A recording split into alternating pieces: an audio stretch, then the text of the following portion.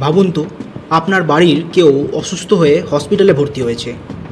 যে ডক্টর আপনার রোগীকে দেখছেন, তিনি যদি ধরুন নিজের মেধা বা পরিশ্রমের জোরে নয়, বরং অন্য কোনো সুবিধা পেয়ে ডক্টর হয়েছে, তাহলে কি আপনি নিশ্চিন্তে তার হাতে নিজের পরিবারের মানুষটাকে তুলে দেবেন? এই প্রশ্নটাই আজ সারা দেশের মানুষকে ভাবাচ্ছে। নমস্কার, আমি ডক্টর সূর্য, আর আপনারা দেখছেন ডক্টর সূর্য।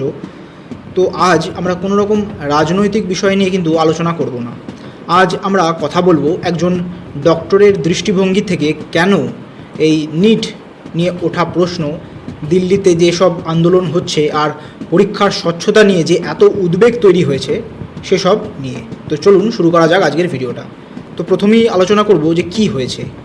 যারা জানেন না তাদের উদ্দেশ্যে আমি বলি যে গত কয়েকদিন ধরে দিল্লিতে হাজার হাজার নিট পরীক্ষার্থী রাস্তায় নেমেছেন।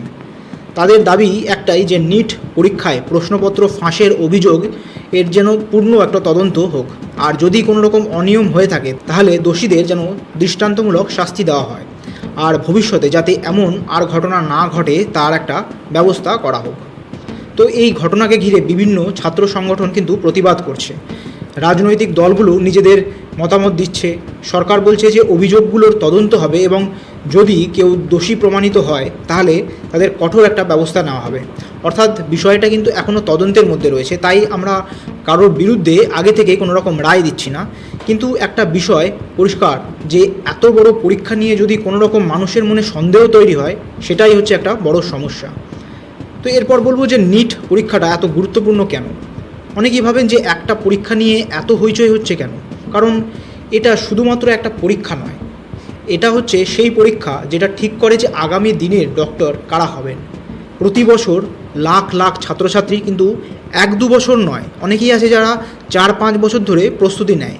কেউ ধরুন কোচিং করছে, কেউ বাড়ি ছেড়ে অন্য কোনো শহরে গিয়ে থাকে, কেউ বাবা মার সমস্ত সঞ্চয় করা টাকা খরচা করে এই পরীক্ষার জন্য প্রস্তুতি নিচ্ছে, কেউ প্রতিদিন 10 থেকে 12 ঘন্টা ধরে পড়াশোনা করছে।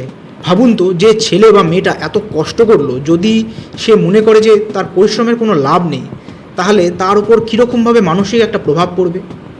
একজন ডক্টর হিসাবে আমি এত কেন চিন্তিত। আমি ধরুন প্রতিদিন হসপিটালে কাজ করছি, আইসিইউতে এমন রোগী দেখছি যাদের চিকিৎসার জন্য 1 সেকেন্ডের সিদ্ধান্তও কিন্তু খুব গুরুত্বপূর্ণ। কোন মেডিসিন তাদের দেওয়া হবে, কত ডোজ, তাদের কোনো রকম অপারেশন দরকার কি না, তাদের কি কোনো রকম ভেন্টিলেশন সাপোর্ট লাগবে কি না। তো এইগুলো কিন্তু বই মুখস্থ করে হয় না। এগুলোর জন্য দরকার শক্ত একটা নলেজ, একটা সৎভাবে পড়াশোনা করা, একটা কঠোর পরিশ্রম, অভিজ্ঞতা। তো ডাক্তারি এমনই একটা পেশা যেখানে ভুলের কিন্তু মূল্য অনেক বড়। একটা ভুল প্রেসক্রিপশন বা ধরুন একটা ভুল ইনজেকশন, একটা ভুল সিদ্ধান্ত একজন মানুষের জীবন কিন্তু বদলে দিতে পারে।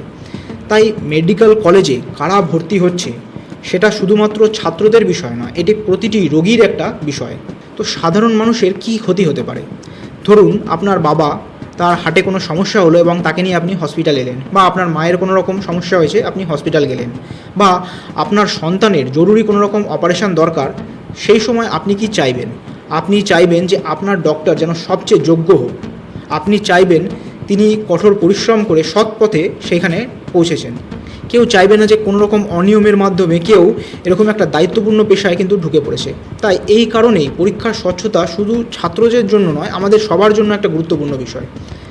এরপর আমরা একটু আলোচনা করব যে ছাত্রদের মানসিক অবস্থা নিয়ে। আমি জানি যে নিট এই পরীক্ষাটা, এর প্রস্তুতির জন্য কতটা পরিশ্রম করা দরকার। অনেকে তাদের বন্ধুবান্ধবের সঙ্গে ঘোরাফেরা একদম বন্ধ করে দেয়, অনেকে সোশ্যাল মিডিয়া পর্যন্ত ছেড়ে দেয়, অনেকে পরিবারের সঙ্গে সময় কাটাতে পারে না। শুধু তাদের একটাই মাত্র স্বপ্ন, সেটা নিয়ে এগিয়ে চলে যে একদিন তারা একজন ভালো ডক্টর হবেন। তারপর যদি তারা শুনতে পায় যে পরীক্ষা নিয়ে প্রশ্ন উঠছে, তখন অনেকেই কিন্তু ভেঙে পড়বে। অনেকেই ভাবে যে তাহলে এত কষ্ট করলাম কেন। এই হতাশা খুবই কিন্তু বিপজ্জনক। তো সবচেয়ে গুরুত্বপূর্ণ বিষয় হচ্ছে যে ছাত্রদের বিশ্বাস কিন্তু ফিরিয়ে আনা।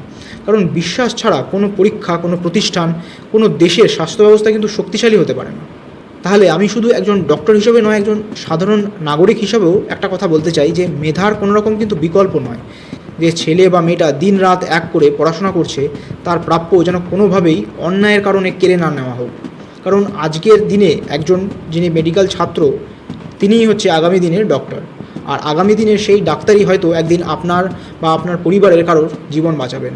আপনার কি মতামত? আপনি কি মনে করেন দেশের সব বড় পরীক্ষায় আরও কঠোর নিরাপত্তা এবং সম্পূর্ণ স্বচ্ছতা নিশ্চিত করা উচিত? কমেন্টে অবশ্যই জানাবেন। আর ভিডিওটা যদি গুরুত্বপূর্ণ মনে হয় তাহলে শেয়ার করুন, কারণ এই আলোচনা শুধু নিট নিয়ে নয়, এটা আমাদের ভবিষ্যতের স্বাস্থ্য ব্যবস্থা, রোগীর যে নিরাপত্তা এবং মেধার সম্মান নিয়ে। তো আজকে এখানেই শেষ করছি। ভালো থাকবেন, সুস্থ থাকবেন, ধন্যবাদ।